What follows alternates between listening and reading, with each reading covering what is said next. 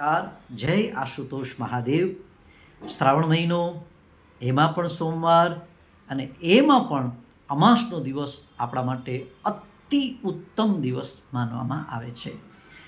ભગવાન શિવનું આશુતોષ નામ એટલા માટે પડ્યું છે. આશુ એટલે ઝડપથી, તોષ એટલે સંતુષ્ટ થનાર.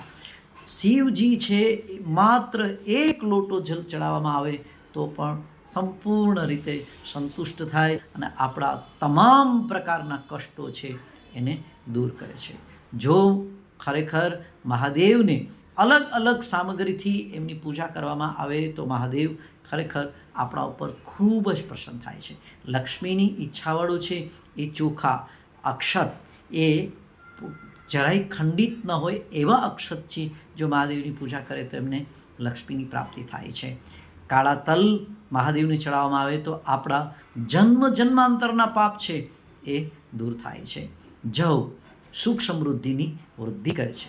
ઘઉં, જે વ્યક્તિ ઉત્તમ સંતાનની પ્રાપ્તિ કરવા માંગતી હોય તો એ વ્યક્તિએ છે, એ પુત્ર અથવા પુત્રી, એ વ્યક્તિએ છે એ ખરેખર મહાદેવને ઘઉં છે એ ચડાવવા જોઈએ. મગથી મહાદેવની જો પૂજા કરવામાં આવે તો જીવનની અંદર હરિયાળી આવે છે, સુખ શાંતિ વધે છે. દૂધ મહાદેવને ચડાવવામાં આવે અને એમાં પણ ખાસ છે એ ખરેખર 5 મરી એની અંદર નાખી અને જો મહાદેવને અર્પણ કરવામાં આવે તો મહાદેવ અત્યંત પ્રસન્ન થાય છે અને એ પ્રસન્નતાની સાથે જ ભયંકરમાં ભયંકર રોગમાંથી આપણને મુક્તિ મળે છે. સાથે સાથે દૂધ ચડાવી અને સંકલ્પ સદબુદ્ધિ માટેનો કરવામાં આવે તો મહાદેવ આપણને ઉત્તમ બુદ્ધિ આપે છે, આપણને સન્માર્ગે વાળે છે. શેરડીનો રસ છે એ આપણા જીવનની અંદર ખુશાલી લે આવે. મહાદેવને શેરડીનો રસ અર્પણ કરવાથી આપણા જીવનમાં ખૂબ જ આનંદ થાય છે. ગંગાજીથી મહાદેવને અભિષેક કરવામાં આવે તો આપણને મોક્ષની પ્રાપ્તિ થાય છે.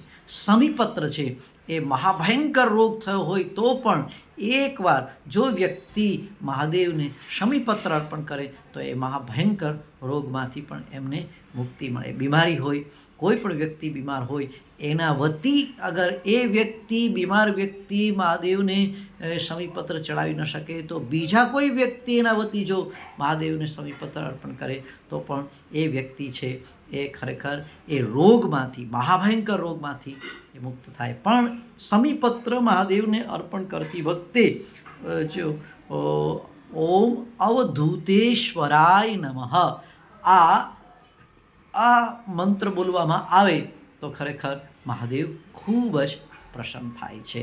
આવી રીતના મહાદેવની અલગ અલગ પ્રકારની પૂજા કરવામાં આવે તો અલગ અલગ પ્રકારનું ફળ આપણને પ્રાપ્ત થાય છે.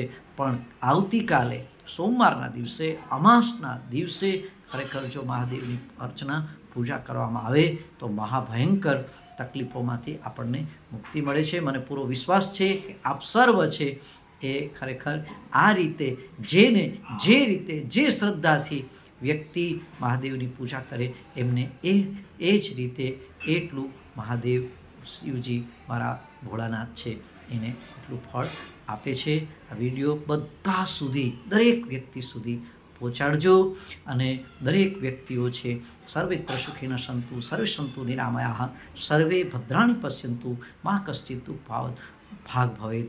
આ વિડીયાનો ઉદ્દેશ એટલો છે, બધા લોકો સુખી થાય, બધા લોકો તંદુરસ્ત રહે અને બધાને સારું, ખૂબ સારું આયુષ્ય પ્રાપ્ત થાય એવી જ મહાદેવ આશુતોષની પ્રાર્થના.